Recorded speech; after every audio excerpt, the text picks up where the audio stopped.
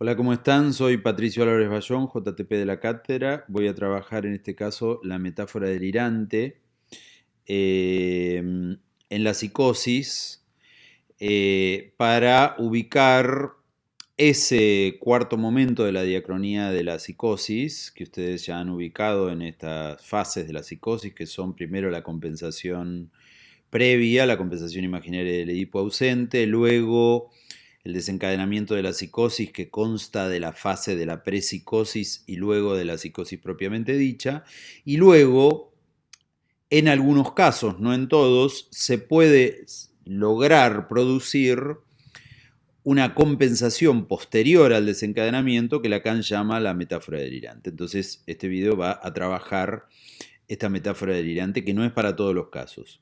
Por otro lado, Lacan, ustedes lo van a ver más adelante, luego, no en su cuestión preliminar, sino en el seminario 23, cuando trabaja la cuestión del anudamiento, va a ubicar otros modos de compensación, de estabilización de la psicosis, que va a llamar la suplencia, el síntoma, como un modo de anudamiento de los tres registros diferente al de la metáfora delirante. Pero esta metáfora delirante es la primera versión del anudamiento de los tres registros, que es lo que vamos a trabajar aquí. La metáfora delirante, a su vez, es el sustituto de otra metáfora, que es la metáfora ausente de la metáfora paterna. En el punto donde en la psicosis no se inscribe la metáfora paterna, el sujeto carece de ese elemento metafórico que cumple esa función de metaforizar, de la función que cumple una metáfora, que es la metáfora de un significante por otro. La metáfora del significante del deseo materno, la X del deseo materno del primer tiempo del Edipo, es sustituida a lo largo de los tiempos del Edipo por otro significante que es el nombre del padre, ¿sí? Entonces se produce esa sustitución, esa metáfora. Y a su vez, esa metáfora, sustitución del deseo de la madre por el nombre del padre, produce como respuesta a la X, al enigma del deseo materno, produce como respuesta el falo simbólico. Entonces el efecto de esa metáfora es el nombre del padre y el falo simbólico. Ahora bien, si no hay inscripción del nombre del padre y no hay inscripción de su efecto, que es el falo simbólico, entonces, ¿cómo se las arregla un sujeto psicótico para mantenerse compensado y para mantener una relación a la realidad? Justamente la metáfora delirante es esa metáfora que es también una sustitución significante que vamos a ver, pero que no es la sustitución significante del nombre del Padre y el falo, sino que justamente suple la función del nombre del Padre y el falo mediante otros elementos que no son ni el nombre del Padre ni el falo.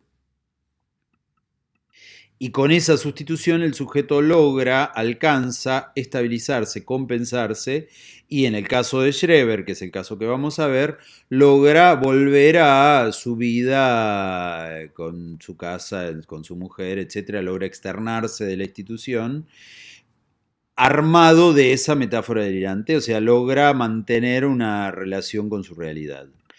Ahora bien, Lacan, para ubicar esta metáfora delirante, se sirve de la metáfora paterna, ubicando cómo se produce esta sustitución. Y para ello va a ubicar el esquema que él construye para situar la metáfora paterna, que es el esquema R, que ustedes lo han visto pormenorizadamente en el video de Nieves Soria, que describe, detalla el esquema R en su pasaje hacia el esquema I de la psicosis. Acá vamos a hacer el camino inverso. Ella se puso a trabajar principalmente el esquema R. Acá vamos a trabajar principalmente el pasaje del R al esquema I, que es el esquema correspondiente a la psicosis. Pero vamos a tener que pasar muy rápidamente por el esquema R para ver cómo ese esquema se deforma, se sustituye en el esquema propio de la psicosis. Bueno, el esquema R se compone, como ustedes vieron, de dos triángulos. el triángulo imaginario y el triángulo simbólico, que corresponden al primer tiempo del Edipo y al segundo tiempo del Edipo. El triángulo del imaginario está compuesto por la tríada imaginaria madre, niño, falo, que ven acá en este esquema, que implica también la identificación especular que se produce entre el niño y la madre, ubicando en el lugar del niño el moi, el yo, es la M que está al lado de la ñ, y del lado materno el yo ideal al cual el sujeto se identifica. Entonces ese yo ideal es la I minúscula, y así se componen los elementos del primer triángulo imaginario. Estos a su vez se superponen al esquema lambda, ¿sí? Y en el lugar donde está el sujeto, el A y el A' son los tres vértices de ese triángulo. Y entonces los dos superpuestos dan que los elementos interiores del triángulo son los elementos del esquema lambda, el sujeto, el A y el A', y los elementos exteriores son en el lugar del sujeto. Recuerdan que Lacan, en el video de Angie Seiba, hablaba de cómo Lacan distinguía el sujeto vacío de significante, que Lacan lo llamaba el sujeto en su inefable y estúpida existencia, porque el sujeto en sí mismo no dice nada. Lo que orienta al sujeto del inconsciente es el falo como significante del deseo. Entonces, por eso, en ese mismo vértice están del lado interno, el lado del esquema lambda, el sujeto, y del lado externo, el lado del triángulo imaginario, el phi como significación fálica, que le da una significación al sujeto. Y en el lugar de la madre y el niño, en su lado interno, están el A y el A' como los elementos de la identificación especular, que se ponen en juego mediante el moi, el yo, y el yo ideal. Entonces ahí están los dos superpuestos. Del lado del segundo tiempo del Edipo, que agrega el elemento paterno, se produce a nivel simbólico la tríada madre-niño-padre. Y en el lugar del niño se produce,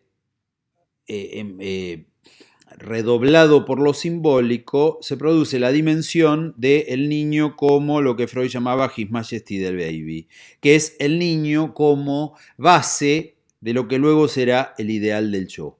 En la construcción de los tres tiempos del Edipo, por efecto del nombre del padre, el sujeto construirá en ese lugar de la ñ, del niño, construirá su ideal del yo.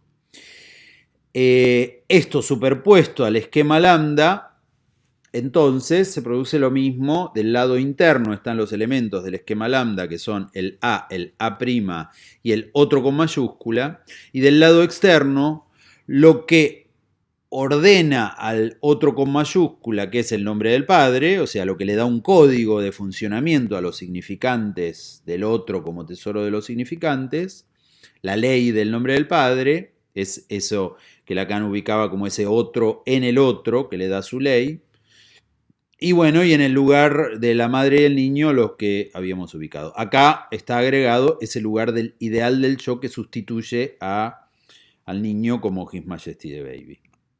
Entonces, los dos triángulos imaginario y simbólico unificados producen la metáfora paterna, donde están todos los elementos que describimos.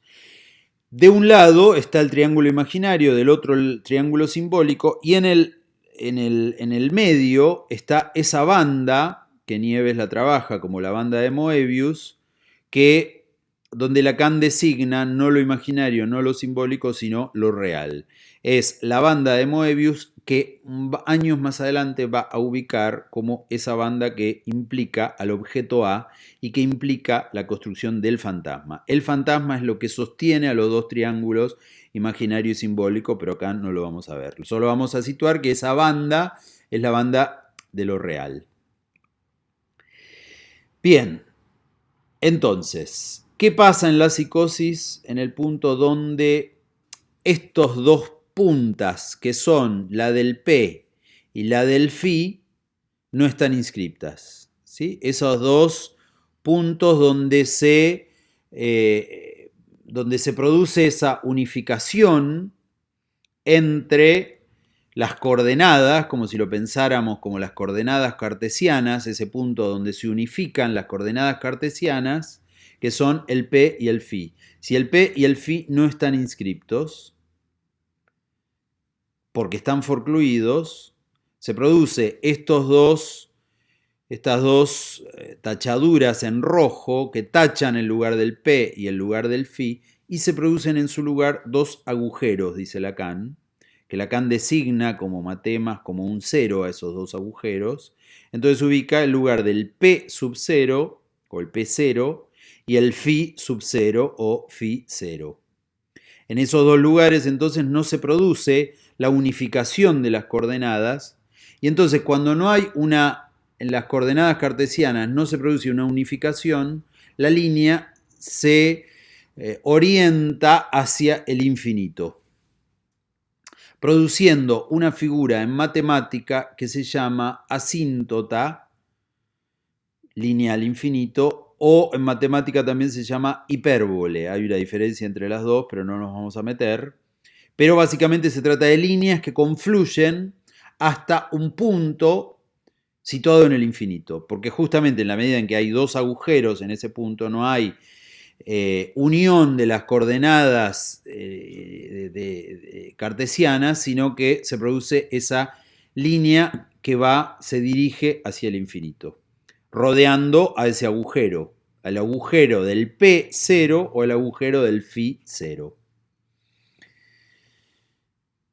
Ahora bien, en la psicosis, cuando se produce esta compensación, cuando se produce esta metáfora delirante, ¿por qué se produce una metáfora delirante? Porque el sujeto no sigue delirando y alucinando al infinito, porque hay un recurso del sujeto, por eso decíamos, no en todos los casos se produce la metáfora delirante, solo en algunos, cuando un sujeto logra hacer con su autotratamiento de sus recursos, lo que se llama el autotratamiento del goce, logra hacer con sus recursos una sustitución de estos dos agujeros del P y el Φ.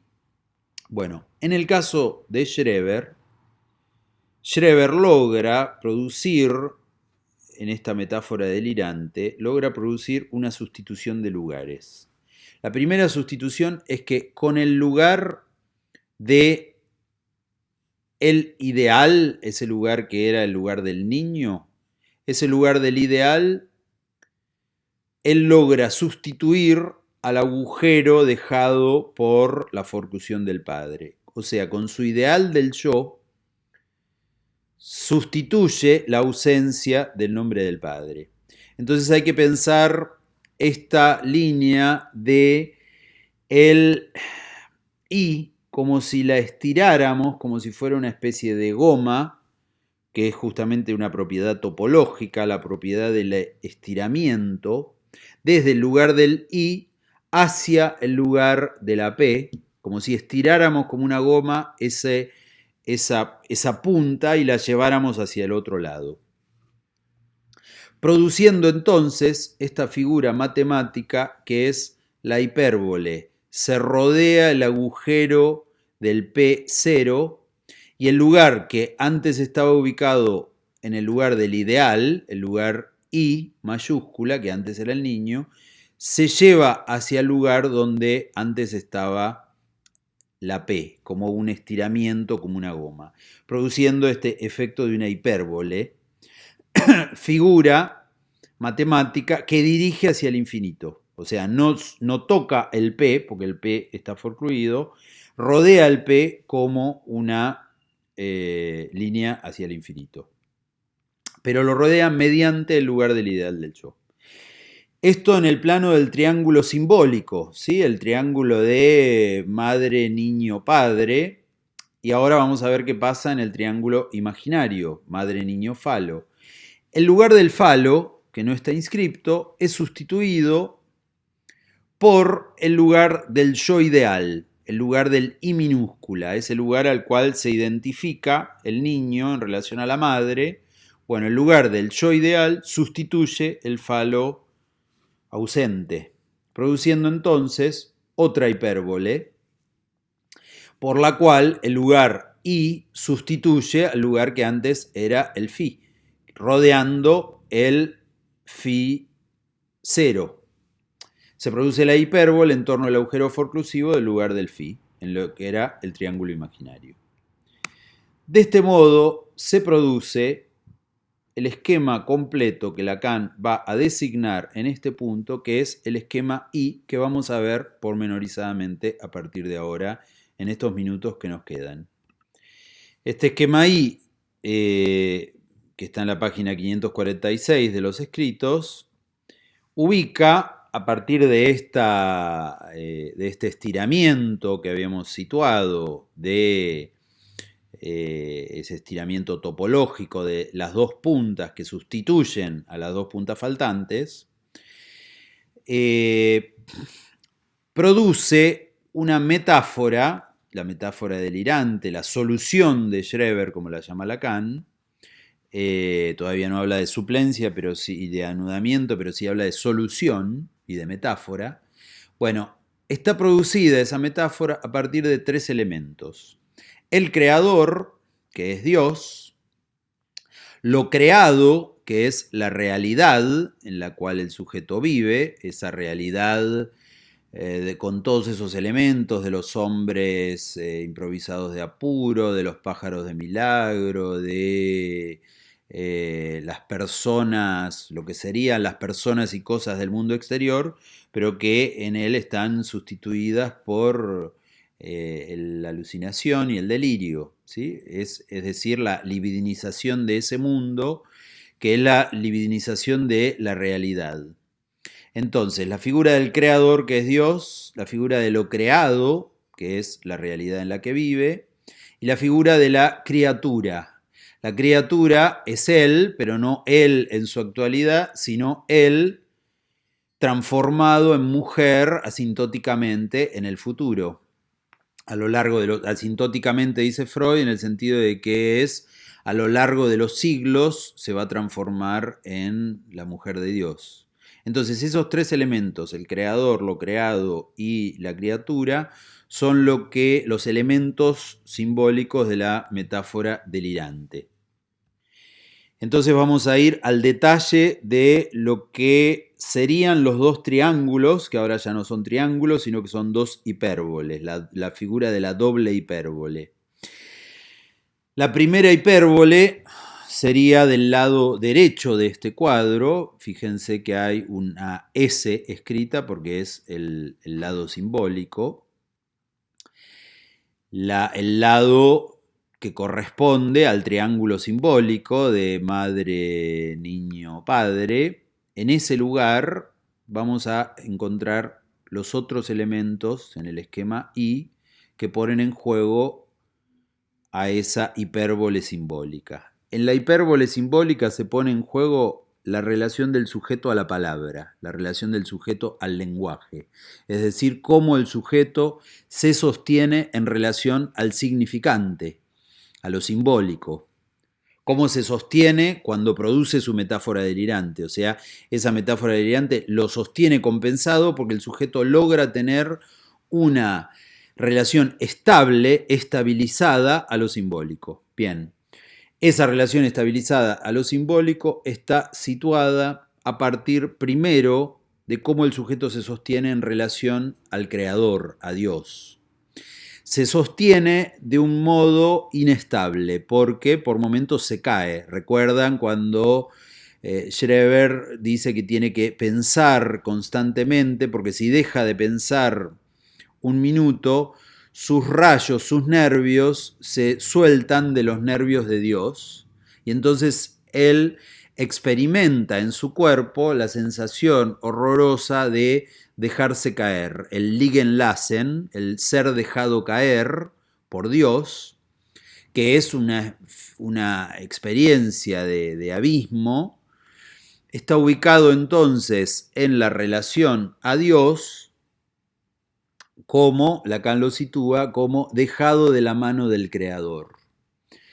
Lacan lo sitúa en femenino, dejada de la mano del creador, porque es la criatura la que es dejada caer por el creador, de un modo inestable. O sea, por un lado él está pegado a Dios en sus nervios, pero por otro lado se cae en una oscilación constante. Entonces, ese lugar, que es el lugar que en el triángulo simbólico sería el lugar de la madre, es el lugar de donde el sujeto se sostiene en una relación como la del niño a su madre, pero es del niño a Dios. Se agarra de la mano de Dios y se cae por momentos. Ese lugar que ha ocupado la madre del niño, Schreber, y que luego es sustituido por su mujer, que también lo sostenía. Bueno, luego de la psicosis, él se sostiene ahora no de su madre ni de su mujer, sino de Dios, del Creador. En el lugar que rodea al P0 encontramos las criaturas de la palabra. Las criaturas de la palabra es la relación del sujeto a las voces que escucha. En ese sentido, el sujeto se sostiene de las alucinaciones, se sostiene de las voces que lo orientan, al modo de lo que en el seminario 3 Lacan situaba como, en la carretera principal, aquello de lo cual el sujeto se sostiene cuando no dispone de la carretera principal. ¿Se acuerdan que él decía, los cartelitos en las calles son las alucinaciones en la psicosis, y el sujeto se orienta por esas palabras, por esos significantes de la alucinación? El sujeto Schreber se orienta por la lengua fundamental y se orienta por las voces, es decir, se orienta por las criaturas de la palabra. Y luego está el lugar que habíamos situado como ese lugar del ideal del yo, que es lo que sostiene la realidad del sujeto, por eso él ubica donde se mantiene lo creado. La realidad del sujeto se sostiene establemente, y por eso es que él puede salir de su externación y volver a su vida, y volver a una vida en la cual la realidad en la que él vive es una realidad interferida por las alucinaciones y el delirio, pero es una realidad en la cual él puede mantenerse. Por eso, donde se mantiene lo creado, porque su realidad se mantiene estable gracias a que sustituye el lugar del padre por el ideal del yo. ¿Qué es la sustitución por el ideal del yo? Es la relación que él tiene con Dios, ¿sí? La relación que él tiene con ese Dios ideal, que en realidad es un Dios bastante tonto, pero que a él lo sostiene en una relación amorosa con ese Dios, en una relación amorosa íntima, no la relación del religioso, sino la relación de ser la mujer de Dios. Hasta acá entonces tenemos la sustitución del triángulo simbólico madre, niño, padre por estos tres elementos que ubican la relación al creador, la relación que mantiene lo creado y la relación a las criaturas de la palabra. Del lado entonces del triángulo imaginario vamos a tener otros tres términos.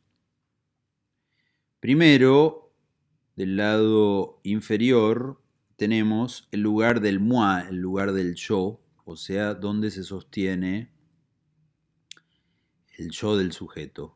Esto vuelvo un paso antes. Decíamos, en el triángulo imaginario lo que se pone en juego, en la hipérbole imaginaria, en la hipérbole simbólica lo que se pone en juego es el sujeto en su relación a la palabra, cómo se sostiene en relación al lenguaje. En la hipérbole imaginaria lo que vamos a ver es cómo el sujeto se sostiene en relación a su yo y a su cuerpo, o sea, en el plano de lo imaginario. Y esa relación al yo y al cuerpo es cómo se sostiene en su relación a la significación. O sea, tenemos de un lado cómo se sostiene en relación al significante, del otro cómo se sostiene en relación a la significación. En una relación que es estable entre significante y significación. Vamos a ver cuando terminemos la última lámina sobre la metáfora delirante por qué hablamos de significante y significación. Bueno, volviendo. Entonces, en el triángulo imaginario se pone en juego la relación del sujeto con su yo y su cuerpo. El primer elemento de su yo, el lugar del moi, es designado por el futuro de la criatura, o sea, no él ahora, no él en su actualidad, sino él en esa transformación que se va a producir en el futuro de él como una mujer, de él como la mujer de Dios. Eso para construir su relación a el yo. Para construir su relación a su cuerpo está la imagen de la criatura, imagen en la cual él siente en su propio cuerpo la transformación progresiva de su cuerpo en el de una mujer. Él dice que cuando se agacha o se pone en cuclillas, siente en su trasero el trasero de una mujer, que con ciertos movimientos de su pecho él siente el esbozo del busto femenino. Siente esta transformación de su cuerpo en lo que varias veces van a escuchar como el hacerse un cuerpo de la psicosis. O sea, él logra construirse un cuerpo, unificar la fragmentación corporal de su cuerpo, unificarla en una imagen que es la imagen del cuerpo femenino. El tercer término es el término que sustituye el lugar del phi en el triángulo imaginario, que implica la relación al deseo, deseo que incluye al deseo sexual. Bueno, en sustitución del deseo sexual, del phi, que orienta el deseo del sujeto, lo que hay es el lugar de lo que Lacan llama el goce transexualista. Es uno de los pocos lugares donde habla de goce en esta época, pero justamente para designar el lugar de una satisfacción que tiene que ver con lo que Schreber llama la voluptuosidad femenina, cuando él dice inscribo en mi bandera el cultivo de la voluptuosidad femenina, porque se trata de una satisfacción que él alcanza, una satisfacción sexual, pero una satisfacción que dirige a Dios, que entrega a Dios como un sacrificio. De hecho, él se peleaba con ser una mujer, pero justamente la reconciliación de su delirio implica que ahora él resigna ese goce en beneficio de Dios. Bien, con lo cual, en estas tres formas, el goce transexualista, el futuro de la criatura y la imagen de la criatura, él logra una relación al su yo, una relación a la construcción de su cuerpo y una relación a su satisfacción sexual, que está incluida en la relación a su cuerpo, que ponen en juego entonces la sustitución de los tres términos madre, niño, falo del triángulo imaginario. Con lo cual él logra con este esquema I construir su metáfora delirante. Por otro lado, en los lugares de la identificación del A y el A' están los lugares del yo donde se sostiene en una identificación imaginaria a su mujer, a la que ama, y se sostiene en una dirección de la escritura de su libro a su público, a nosotros. Por eso dice, se dirige a nosotros, ¿sí? Son los lugares de identificación imaginaria también que él utiliza. De este modo, Schreber construye su metáfora delirante. Entonces Lacan dice que a falta de poder ser el falo que le falta a la madre, justamente porque no inscribe la inscripción del falo, dice Lacan en la página 541, sin duda la adivinación del inconsciente ha advertido muy pronto al sujeto de que, a falta de poder ser el falo que le falta a la madre, le queda la solución de ser la mujer que falta a los hombres. Este es incluso el sentido de este fantasma de que sería hermoso ser una mujer que está sufriendo el acoplamiento. Esta solución, dice Lacan, sin embargo, era entonces prematura. Justamente era la solución del primer delirio, que era ser una mujer, la mujerzuela de los hombres, pero era la mujerzuela que dejaban caer. Justamente era una solución prematura.